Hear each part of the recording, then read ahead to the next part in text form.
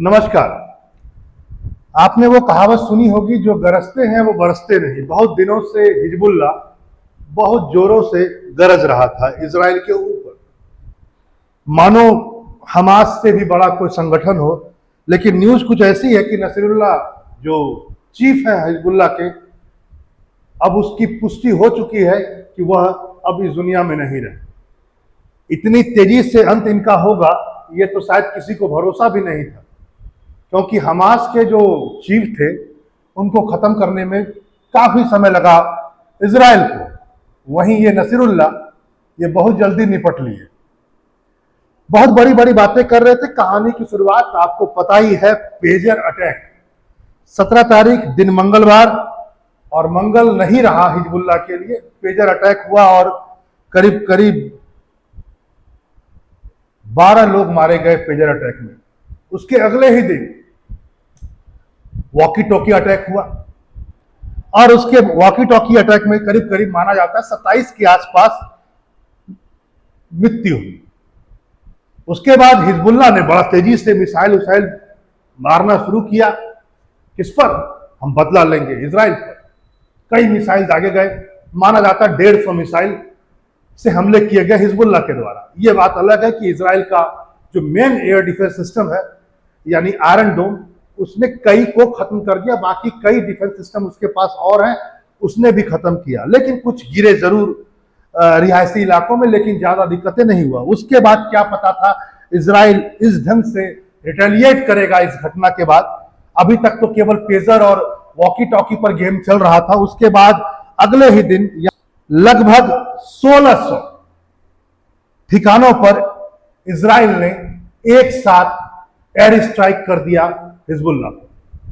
Lebanon, यदि मैं कहूं लेबनान, 1600 ठिकानों पर हमला किया गया। और माना जाता है 23 तारीख की घटना है, और उस दिन लगभग 558 लोग मारे गए।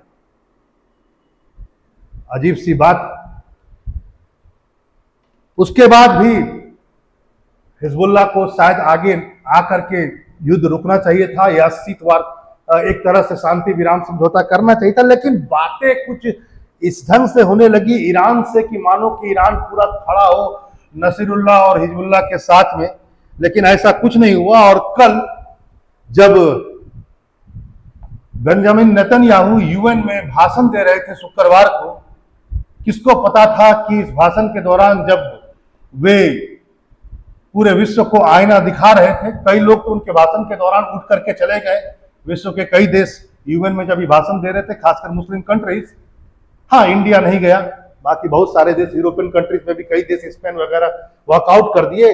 लेकिन बहुत जोरदार ढंग से इन्होंने यहां पर बातें रखी। इन्होंने साफ कहा कि मैं नहीं छोड़ूंगा, अंत इसका वैसा ही होगा। और अंत में उन्होंने बाकायदा मैप में भी कहा कि ये जो पूरा रास्ता है, ये जो इंडिया से लेकर के यूरोप तक का रास्ता, यहां पर जितने भी, उन्होंने बाकायदा एक शब्द भी यूज किया इसके लिए, जो तरह से कहा जाए एक पिशाच टाइप के, राक्षस टाइप के देश जो बन गए, इन सबको साफ कर देना उसका मकसद है। कौन जानता था कि उसी समय, इस समय यह भाषण दिया जा रहा होगा, उसी समय बेंजामिन नेतन्याहू के द्वारा, यानी कि इजराइल के द्वारा, एक भयानक एयर स्ट्राइक किया जाएगा बेरूत में।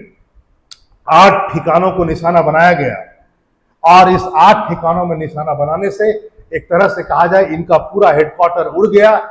नसीरुल्लाह खुद मारे गए, इसकी पुष्टि अभी थोड़ी देर पहले हो चुकी है। इससे पहले उनकी बहन, उनका भाई, उनके कमांडर अली कुर्की की मृत्यु की पुष्टि कर दी गई थी, और अभी थोड़ा देर पहले नसीरुल्लाह की मृत्यु की भी पुष्टि कर दी गई है। अभी तक माना जा सकता है उस दिन से, पेजर कांड से लेकर अभी तक 700 से भी ज्यादा लोगों की मृत्यु हो चुकी है। और कम से कम यदि कहा जाए तो 350 से लेकर 400 मिसाइलों का प्रयोग इजराइल कर चुका है, और अनगिनत रॉकेट जो कि एयर स्ट्राइक के द्वारा किए गए। अब यह बात कहां जाकर रुकती है? वैसे इजराइल अपने दुश्मनों को निपटाना जानता है। इसके पीछे भारत को क्या संदेश दिया जा रहा है, यह भी सोचना पड़ेगा।